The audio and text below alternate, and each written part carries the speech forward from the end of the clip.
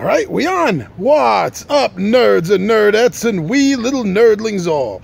Your buddy Big Johnny G from Two Gun Pixie Presents Legendary Gaming is back again for another Midday Monologue. Yes, sir, during my lunchtime, sometimes I like to come outside, sit down in a nice shady spot, and just collect my thoughts. Notice I went forward, means I'm thinking. Backwards means I'm a little crazy. I've been collecting my thoughts, moving forward. And there's something I was thinking about. Now, when I started doing the reviews, with video reviews, well, when I first started doing reviews, I was doing written reviews, is what I was doing at first. And hold on, let me just turn that off. Don't need to hear that going on. All right. So I was doing written reviews when I first started the whole board game review stuff. And what I was doing was, I was doing like everyone else that I saw that was doing a written review, a little bit more maybe, but the general sense of it, everything was the same. I'd talk about the game, I'd talk about the gaming experience, the components of the game, what I thought about it. And I did that for about maybe, I'd have to take a look at the list again, maybe 8-10 videos I did. And I was happy with that. But then I noticed that a lot of the other reviewers, the written reviewers, a few of the video reviewers, but at the time I'd say it was a lot more with the written reviewers, were posting their scores on what the game was. So they were giving you their overview of their game. They were giving you what their thoughts were of the game. And then they would tell you what a number score of it was. Maybe they went to 1 to 5 or 1 to 10. So I started doing it, but you know, it seems pointless to me. It really does. Why are we giving a point value that's so arbitrary? Arbitrary? That's so arbitrary. You know, we're already writing down, or in the case of a video reviewer, we are recording our thoughts on the game, telling you what we think about it. So I don't really understand why the need to put a point system in it. And what really got me bothered about this, when I started noticing people putting, like, you know, if it was like out of a best out of 5 point possibility, they'd be putting things like 3.5, 3.7, 4.2. Why? What's up with the minutia of a difference here? What makes a game a 4.7 out of 5 as opposed to a 4.8 out of 5? That was ridiculous to me. But I found myself doing the same thing. I saw that others were doing it, and I thought it was something that I should do.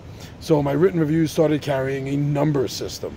I really went over in my head, you know, how can I make this work? How can I make it not different than what everyone else is doing, but how could I make it work when I already thought I saw a problem with this whole system? So I first of all, I never used a point system. You know, if the game was a 3, it was a 3. It wasn't a 3.2, it wasn't a 3.5. I mean, that's ridiculous, I think. Absolutely ridiculous. So what I did was, if I remember correctly, I had a very simple system. It was out of 5, technically out of 6, because I had a 0 in there. Like 0 basically would be like, I want my money back. I want my money back for this piece of garbage. I don't think anything got a 0. 1 was that I didn't like the game. 2 was it might hit the table again. 3 was definitely want to play it again. 4, we have been playing it. And 5, we can't get it off the table. Something like that, more or less. It's been about a year. I can't remember 100% exactly how I did it, but more or less, yeah, that was it. And I thought that was simple. I thought that was easy. I thought that was a good way to deliver a point system while also at the same time giving my written review. I'm so glad I started doing the video reviews. Well, first of all, I stopped doing the written reviews. Unless a publisher of a game specifically asks me to do a written review, in which case I will, I no longer do them. I just stick to the video reviews. And in the video reviews, I have not used the point system at all. And you know what? It works. It makes sense. You don't need a point system. You don't need 4 out of 5 or 7 out of 10. And as you've already could tell, I'm totally not into this whole 0.5, 0.7. It's ridiculous. Absolutely, positively ridiculous. Now, the one thing I have started doing, though, is and it actually happened organically. It just came out. just came out, I wasn't planning on it at all, was I have started noting at the end of a video review that a game is Pixie approved. Okay? Basically, that just means that this is one of my favorite games. It's Pixie approved. Two Gun Pixie approved. And it actually started with a game by Royal End Games called Deathbot Derby, which is a game where you use a card drafting system to build robots. So you're always going to have different robots. There's hundreds and hundreds of different variations that you can do, and you fight each other out like in a a BattleBot arena kind of style. And I really like the game. It's a 2-player game, or it can be played as a four. Don't know my numbers.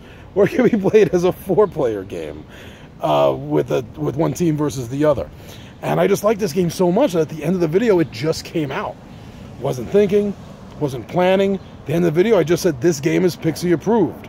And since then, I've said it a couple of more times. I think 2 more times. I think I have a total of 3 games on my video list right now that I totally find Pixie approved, 100%. Great, awesome games that me and the 20-Sided Warriors, my gaming group, will play anytime at all. But other than that, I don't see a reason to go back to the point system. This game, I'll give this game a 3 out of 5. I'll give it a 7 out of 10. I'll give it a 90 out of 100. It really is pointless to my way of thinking. Because in the written review or in the video review, you are actively telling the viewer or the reader what you think of the game. So there's no need to put a point system on it. I don't understand that. If there's something I'm missing, put it in the comments down below. Ooh, down below. Put it in the comments down below and let me know why you think I'm wrong. Why is giving a point system on top of the verbal or the written description you've already given, why is that important? Because until I find out why, I don't see any reason to do it again. So that's my thoughts on rating systems for board games. We don't need a number rating system. We don't. And also another thing that I noticed is that this might just be nitpicking. If it is, tell me. Put it down in the comments. Let me know I'm just nitpicking and I need to get a life. But I don't like it when a reviewer says these are the top 10 games. I don't like that, because they're not the top 10 games. They're the top 10 games in that reviewer's opinion. Now, I haven't done anything like this yet. I'm thinking about it, and because I really don't like that terminology so much, I'm probably going to be calling it my favorites. My 10 favorite fantasy games. My 10 favorite horror games. My 10 favorite games of high adventure. Because I think that's a lot more honest. Once you start telling people that they're your favorite, instead of trying to force this, they are the best 10 games ever. I said so. It's like, well, yeah. And why should I care about what you think is the best? But if someone tells me that it is their personal favorites, that means more to me. And I think that's the angle I'm going to be going for. So anyway, just some quick thoughts I had on the whole rating system that we reviewers do for board games. And that's it. So, please remember, comment down below. Let me know what you think. If you agree with me, let me know. Definitely, give this video a like. Maybe share it. Please do. I'm not going to stop you. And if you don't like what I said, put it in the comments. I want to hear what your thoughts are. Why do you think I'm wrong? Please tell me. All right, so don't forget to subscribe to the channel, Two Gun Pixie, right? You know what you're watching. Subscribe to the channel. Check me out on Facebook. We got a great Two Gun Pixie page on Facebook. Has a lot more to do than just board game. It's a much larger nerd culture kind of site. And Twitter, Instagram, Two Gun Pixie's on that. So check us out, like us, follow us, share us. And I am Big Johnny G, as I said, for Two Gun Pixie Presents Legendary Gaming, and I am out of here.